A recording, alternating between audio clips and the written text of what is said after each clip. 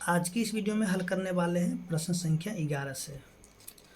तो प्रश्न संख्या 11 में जो देखेंगे ए बी सी परिमेय संख्याएं हो तो अब देखिए यहाँ जो प्रश्न दिए गए हैं तो इसका हमें क्या करना, परिमेयकारी गुणक ज्ञात करना है। तो चलिए यहाँ पे हम लोग देखते हैं इस प्रश्न को किस प्रकार से हल कर सकते हैं। जैसे कि प्रश्न संख्या 11 का 1।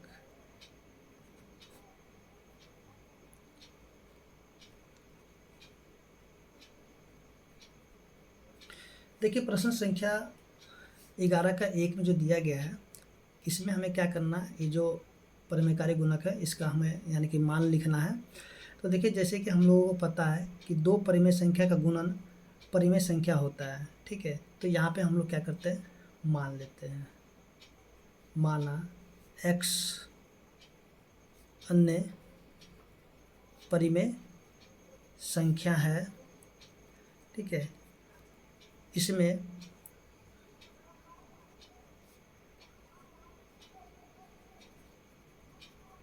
परिमेय संख्या से गुणा करने पर क्या प्राप्त होगा, गुणा करने पर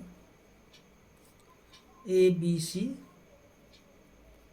प्राप्त होता है, ठीक है। तो ये जो संख्या इसको हम लोग लिख देते हैं ए स्क्वायर बी पे पावर 3 80 पे पावर 4 और इसको हम लोग गुना करते हैं x से, ठीक है। तो हमें क्या मिल जाता है, ए बी सी मिल जाता है। तो देखिए यहाँ से हम लोग क्या करेंगे, लिखेंगे x बराबर में ए बी सी और बट्टा में इसको हम लोग लिख लेते हैं ए स्क्वायर बी पे पावर 3 80 पे पावर 4। तो देखिए यहाँ से जो है सॉरी यहाँ पे 5 है तो इसको हम लोग लिखें x बराबर में ए बी सी बट्टा में। देखिए यहाँ से जो 5 है इस 5 को अगर हम लोग हटा देंगे तो यहाँ पे क्या हो जाएगा, ये जो 5 है इन सभी के नीचे में आ जाएगा। तो यहाँ पे लिखेंगे 2 बट्टा में 5 बी और 3 पे फिर लिखेंगे कितना 5 और सी फिर यहाँ पे 4 बट्टा में 5। उसके बाद जो है देखिए यहाँ से कि x बराबर क्या हो जाएगा, जैसे कि देखिए यहाँ पे कुछ नहीं तो 1 होगा, यहाँ भी 1 होगा और यहाँ भी 1 होगा। तो हम लोग जैसे कि घातांक के नियम से जानते हैं, अगर कोई जैसे कि अगर जिसका आधार एक ही जैसा होगा तो ये ऊपर आके से घट जाता है। तो यहाँ पे हम लोग लिखेंगे ए पे पावर 1 घटाव में 2 बट्टा में 5। फिर से यहाँ पे भी उसी प्रकार से लिखेंगे बी पे पावर 1 घटाव में 3 बट्टा में 5। फिर से 1 घटाव में 4 बट्टा में 5। तो देखिए यहाँ से अगर हम लोग क्या करेंगे कि इसको अगर हम लोग भिन्न का घटाव कर लेते हैं, ठीक है। तो ए पे पावर क्या हो जाएगा 5 घटाव में 2 बट्टा में 5। उसके बाद बी 5 घटाव में 3 बट्टा में 5। उसके बाद 5 घटाव में 4 बट्टा में 5 और यहाँ पे सी छूट गया है सी। तो देखिए यहाँ से फिर से ए पे क्या हो जाएगा 3 बट्टा में 5 और ये हो जाएगा बी पे पावर 2 बट्टा में 5। उसके बाद जो है सी पे पार हो जाएगा 1 बट्टा में 5। देखिए यहाँ पे सभी के नीचे में 5 5 है तो यहाँ से हम लोग क्या करेंगे, इसको लिख लेंगे ए पे पावर 3 बी पे पावर 2 और सी को हम लोग ऐसे देखिए यहाँ पे 1 है तो 1 लिखना कोई ज़रूरी नहीं है। तो हम लोग इसको ऐसे लिख करके ये जो 5 सभी का है तो हम लोग 5 यहाँ पे लिख देंगे। तो इसका उत्तर देखिए यहाँ पे आ चुका है। और ये जो प्रश्न संख्या 9 है तो देखिए 9 भी इसी प्रकार से हल हो जाएगा। तो चलिए हम इसका 2 नंबर प्रश्न है, 9 नहीं। देखिए 2 में अगर हम लोग देखेंगे जो कि दिया गया है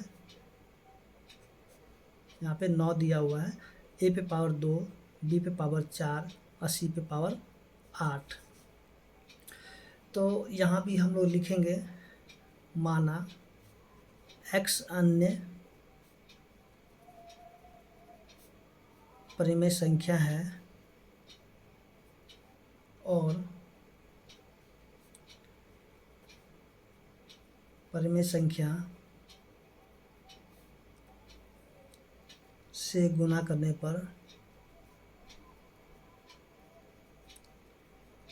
पर ए बी सी प्राप्त होता है।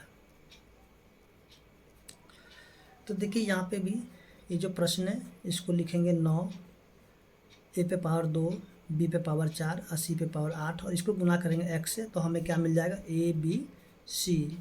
ठीक है, तो एक्स बराबर क्या लिखेंगे, ए बी सी बट्टा में यहाँ से 9 ए पे पावर 2, बी पे पावर 4 और सी पे पावर 8। फिर से एक्स बराबर क्या लिखेंगे, देखिए यहाँ पे इसको लिखते ए पे पावर 1, बी पे पावर 1 और सी पे पावर 1। अब बट्टा में ए पे पावर 2 बट्टा में 9, बी पे पावर 4 बट्टा में 9। उसके देखिए यहाँ से ये जो इसको रूट को जब हटाएंगे तो सभी के नीचे में 9 आएगा। उसके सी पे पावर 8 बट्टा में 9। फिर से ये सब ऊपर आके घट जाएगा, तो इसको हम लोग लिखेंगे एक्स बराबर क्या, ए पे पावर 1 घटा में 2 बट्टा में 9, बी पे पावर 1 घटाव में 4 बट्टा में 9, सी पे पावर 1 घटाव में 8 बट्टा में 9। तो एक्स बराबर क्या हो जाएगा, ए पे पावर 9 घटा में 2 बट्टा में 9, बी पे पावर 9 घटा में 4 बट्टा में 9, सी पे पावर 9 घटा में 8 बट्टा में 9। तो यहाँ पे बचेगा ए पे पावर 7 बट्टा में 9, बी पे पावर 5 बट्टा में 9 और सी पे पावर 1 बट्टा में 9। देखिए यहाँ पे सभी का 9 सम एक जैसा है, तो इसको हम लोग लिखेंगे ए पे पावर 7, बी पे पावर 5 और सी, और यहाँ से हम लोग लिखेंगे 9। ठीक है, तो यहाँ पे इसका उत्तर आ चुका है। इसी तरह से अब हम लोग देखेंगे जो कि प्रश्न संख्या 12 है। तो 12 में जो दिया गया है कि निम्नलिखित के प्रत्येक के हर को परिमेय बना करके लिखे, यानी कि यहाँ पे हमें क्या करना है, जो इसका हर है इसको हमें परिमेय बना करके लिखना है। 12 का एक बट्टा में √2 है। ठीक है, तो देखिए ये जो रूट है इसको हटाने के लिए हम क्या करेंगे, 1/√2 लिखेंगे, और ये जो √2 है इसी √2 से हम लोग क्या करेंगे, ऊपर भी गुना करेंगे और नीचे भी गुना करेंगे। जब 1 से जब √2 के गुना करेंगे तो √2 हो जाएगा, और √2 को जब √2 से गुना करेंगे तो देखिए यहाँ पे समझ लेते हैं कि √2 को जब गुना करेंगे √2 से तो क्या हो जाएगा, 2 गुना में 2, यानी कि दोनों एक ही रूट में आ जाएगा, और इन दोनों का जोड़ा लग करके इसमें से एक बाहर चले आएगा। तो सीधे यहाँ पे √2 को जब √2 से गुना कर देंगे तो 1 2 बाहर आ जाएगा। इसी तरह से जो प्रश्न संख्या 2 है, 1 बट्टा में √12, तो इसको भी हम लिखेंगे 1 बट्टा में √12 गुना में 1 बट्टा में √12 बट्टा में √12। तो इसको जब गुना करेंगे तो हो जाएगा √12 और बट्टा में इसको जब गुना करेंगे तो हो जाएगा 12। देखिए यहाँ से भी आप इसको चाहे तो यहाँ से निकाल के इसको काट सकते हैं, अगर इसका उत्तर यहाँ पे होगा तो होगा, नहीं तो आप यहाँ पे लिख सकते हैं इसको, देखिए 2√3 और बट्टा में 12, इसको जब काटेंगे तो हो जाएगा 6, यानी कि √3 बट्टा में 6। अगर उत्तर यहाँ पे होगा तो होगा, नहीं तो आप यहाँ पे इसका उत्तर लिख सकते हैं। ठीक है, अब ये कैसे ये हुआ है तो आगे जो हम लोग देखेंगे प्रश्न संख्या 14 में, तो आपको ये समझ में आ जाएगा। इसके बाद जो प्रश्न संख्या है 3, तो देखिए 3 में जो दिया हुआ है 2√7 बट्टा में √11, तो यहाँ पे भी हम लोग क्या करेंगे, लिखेंगे 2√7 बट्टा में √11 और गुना करेंगे √11 बट्टा में √11।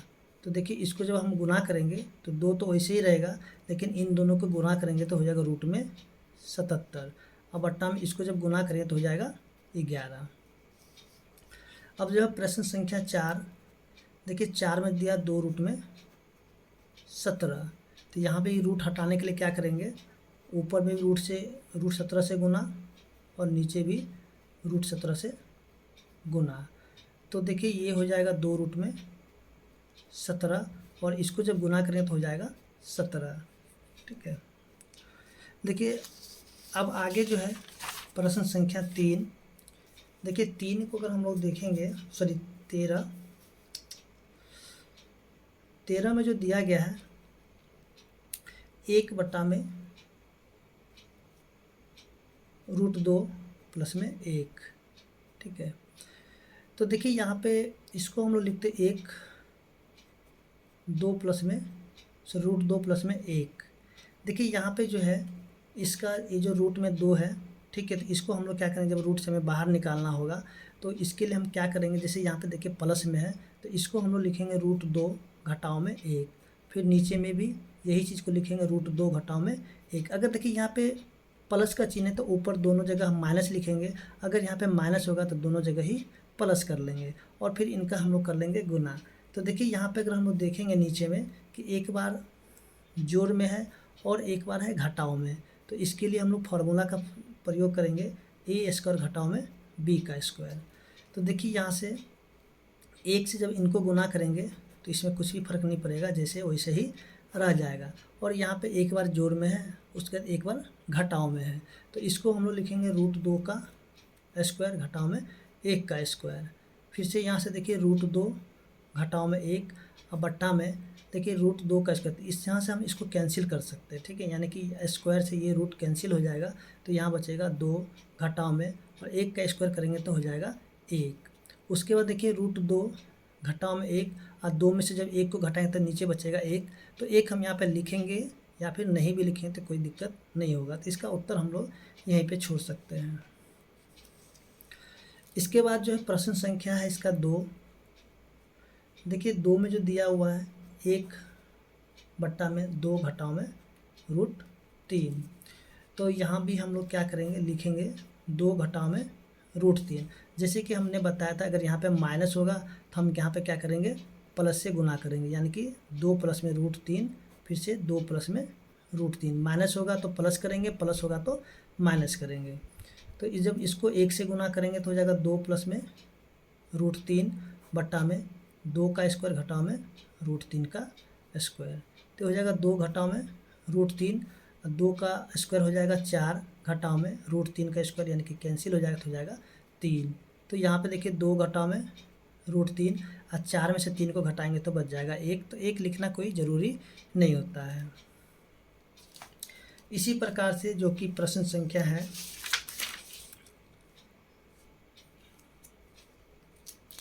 प्रश्न संख्या है 3। देखिए 3 में जो दिया गया है 3 √5 प्लस में √3, तो इसको लिखेंगे 3 बट्टा में √5 जोड़ में √3 और इसको गुना करेंगे घटाव से, √5 घटाव में √3 बट्टा में √5 घटाव में √3, ठीक है। तो आप यहाँ से इसको ब्रैकेट में भी डाल सकते हैं। देखिए इसको जब गुना करेंगे तो ये हो जाएगा 3 फिर से √5 घटाव में √3 बट्टा में √5² घटाव में √3², तो यहाँ से ये कैंसिल हो जाएगा। तो देखिए यहाँ पे बचेगा 3 √5 घटाव में √3 और बट्टा में 5 घटाव में 3। फिर से देखिए यहाँ से हो जाएगा 3 √5 घटाव में √3 और बट्टा में 5 में से जब 3 को घटा देंगे तो बचेगा 2। इसी तरह से जो है प्रश्न संख्या इसका 4 है, इसी प्रकार से हल हो जाएगा। तो चलिए यहाँ पे देखते हैं प्रश्न संख्या 4 को। प्रश्न संख्या 4 में जो दिया गया है 7 √5 घटाव में √3, तो देखिए यहाँ से जो है ठीक वैसे ही इसको भी हल कर लेंगे। यहाँ से हो जाएगा 7 √5 घटाव में √3 और गुना करेंगे √5 और जोड़ में √3 से, फिर से नीचे भी √5 घटाव में जोड़ में √3। तो देखिए इसको जब हम लोग गुना करेंगे तो हो जाएगा 7 फिर से √5 जोड़ में √3 और ये हो जाएगा √5² घटा में √3², तो ये हो जाएगा 7 √5 और जोड़ में √3 बट्टा में यहाँ से कैंसिल हो जाएगा तो बचेगा 5 घटाव में 3। उसके बाद जो है यहाँ से हम लोग लिखेंगे इसको 7 √5 जोड़ में √3 और बट्टा में 5 में से 3 घटेगा तो बचेगा 2। तो इस तरीके से जो है प्रश्न संख्या 13 है वो हल हो चुका है और उम्मीद करते हैं कि आपको समझ में आ गया होगा। इसी तरह से जो है प्रश्न संख्या हम लोग देखते हैं जो कि 14 है। तो चलिए यहाँ पे हम लोग 14 को समझ लेते हैं। देखिए 14 में दिया हुआ 1 नंबर प्रश्न में रूट में 48। देखिए यहाँ पे रूट है, ठीक है, ये रूट है, तो रूट का मतलब हम लोग क्या कर सकते हैं, जैसे कि रूट है तो यहाँ पे मान लेते हैं ए है इसके अंदर, तो इसका मतलब क्या कि ए और ये जो रूट जब हटा देंगे तो इसका मतलब होता है 1/2। ठीक है, यहाँ पे कुछ भी नहीं दिया हुआ, मान लीजिए यहाँ पे दिया हुआ 3 और यहाँ पे ए है, तो इसके ए और ए जो 3 है तो इसको हम लिखें 1/3। ठीक है, इस प्रकार से होगा। अगर यहाँ पे कुछ भी नहीं तो इसका मतलब 1/2, यानी कि अंदर में जो भी संख्या उसे 2 बार में हमें 2 बार सॉरी 2 का जोड़ा लगा कर उसमें से 1 को बाहर निकालना है। तो देखिए यहाँ पे प्रश्न संख्या जो 1 है 48 है, तो सबसे पहले हम लोग क्या करेंगे, इस 48 का कर लेंगे अभाज्य गुणनखंड। तो 2 से लगाएंगे 24, फिर 2 से लगा देंगे तो हो जाएगा 12, फिर 2 से लगाएंगे तो हो जाएगा 6, 2 से लगाएंगे तो हो जाएगा 3। तो इसको हम लोग लिखेंगे, देखिए यहाँ पे 2 पे पावर, चलिए यहाँ पे हम लोग 2 गुना में 2 गुना में 2 गुना में 2 और गुना में 3। देखिए यहाँ पे 1 2 3 4, फिर से यहाँ पे 4 ठो 2 है तो 4 ठो 2 लिख दिए, और 1 ठो 3 है तो 1 ठो 3 को लिख दिए हैं। अब देखिए यहाँ पे कुछ भी नहीं था तो यहाँ पे क्या करना है, 2 ठो का जोड़ा लगा देना है।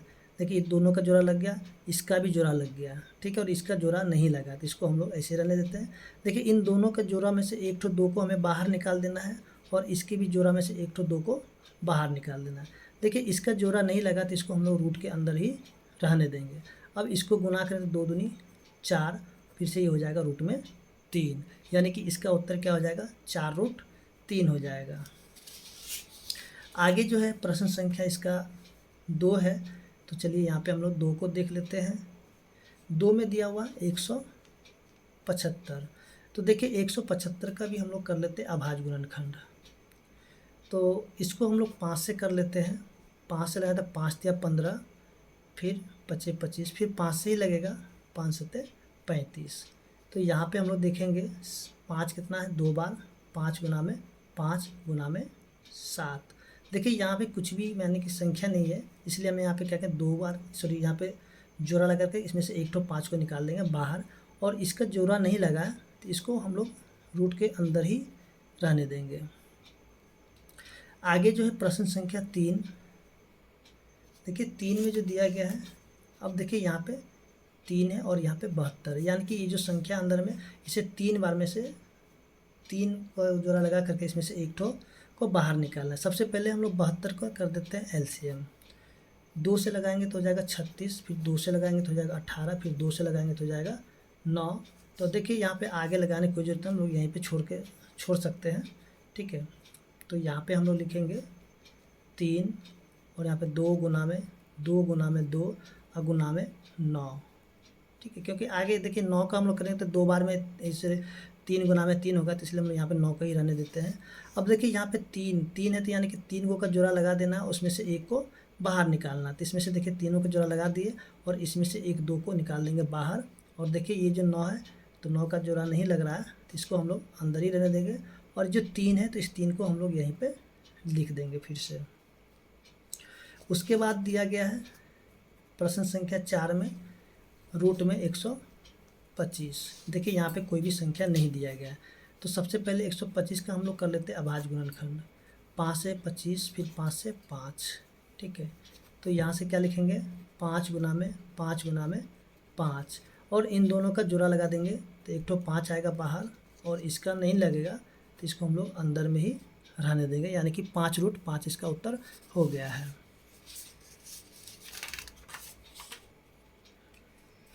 आगे जो है प्रश्न संख्या 5, देखिए 5 में जो दिया गया है 54 दिया और यहाँ पे 3 है, तो 54 का हम लोग कर लेते हैं अभाज्य गुणनखंड। तो 2 से लगाएंगे तो हो जाएगा 27, फिर यहाँ से क्या हो जाएगा 3 से 9, फिर से 3 से 3, तो इसको हम लोग लिखेंगे 3 गुना में 3 गुना में 3 और गुना में 2, और यहाँ पे है 3, यानी कि इन तीनों का एक समूह बना करके, ठीक है, यानी कि 3 का समूह बना करके उसमें से एक 3 को निकाल देना है बाहर, और इस 2 का तो 3 का समूह नहीं बन रहा तो इसको हम लोग रहने देंगे अंदर में ही, और यहाँ पे लिख देंगे 3। ऐसे ही जो प्रश्न संख्या जो कि 4 है, तो 4 में दिया हुआ है 144 और यहाँ पे 3 है। तो चलिए यहाँ पे 144 का हम लोग कर लेते हैं अभाज्य गुणनखंड। 2 से लगाए तो 72, फिर 2 से 36, 2 से 18, 2 से 9। तो देखिए आगे तो नहीं बनेगा 3 का सम, इसलिए हम लोग रहने देते हैं। 72, 36, 18 दूनी 36, 9 दूनी 18। तो इसको हम लोग लिखेंगे 3, यहाँ पे 2 गुना में 2 गुना में 2 गुना में 2 गुना में 9। तो देखिए यहाँ पे 3 है, तो यानी कि 3 का समूह बना करके उसमें से एक 2 को निकाल लेंगे बाहर। और देखिए इन सभी का 3 का समूह नहीं बन रहा है, इसलिए इसको गुना कर देते हैं। क्या हो जाएगा, 9 दूनी 18। फिर से यहाँ पे लिखेंगे 3। ऐसे ही जो प्रश्न संख्या है 7 में दिया हुआ है 320 और यहाँ पे 5, यानी कि इसमें 5 गो का जोड़ा लगा करके इसमें निकालना है। तो 320 को हम लोग कर लेते हैं अभाज्य गुणनखंड। तो ये लगाएंगे 2 से 160, फिर 2 से 80, 2 से 40, 2 से 20, 2 से 10। चलिए यहाँ पे 5 बार जोड़ा लग गया, आगे नहीं जाएंगे, छोड़ देते ऐसे ही। तो यहाँ से देखिए 5, 2 गुना में 2 गुना में 2 गुना में 2 गुना में 2। उसके बाद फिर से यहाँ पे 10 है तो 10 को रहने देते हैं। इसमें से 5 का समूह बना करके उसमें से एक 2 को निकाल देंगे, और इस 10 का तो नहीं बनेगा, इसलिए इसको अंदर ही रहने देते हैं। ऐसे ही जो है प्रश्न संख्या है 8। देखिए 8 में दिया हुआ है 125 बटा में 63। तो देखिए 125 को अगर हम लोग निकालते हैं तो ये हो जाता है, चलिए यहाँ पे 5 गुना में 5 गुना में 5। अगर इसका हम लोग निकालेंगे तो 21 63, यानी कि 3 गुना में 3 गुना में 7। इसमें से देखिए 2 तो 5 का जोड़ा लगा के एक 5 निकालेंगे, 3 का भी जोड़ा लगा, इसमें से 3 का भी निकालेंगे, और इन दोनों को हम लोग क्या करते हैं जो है कि इसी में हम लोग लिख देते हैं, यानी कि 5 और यहाँ पे 7।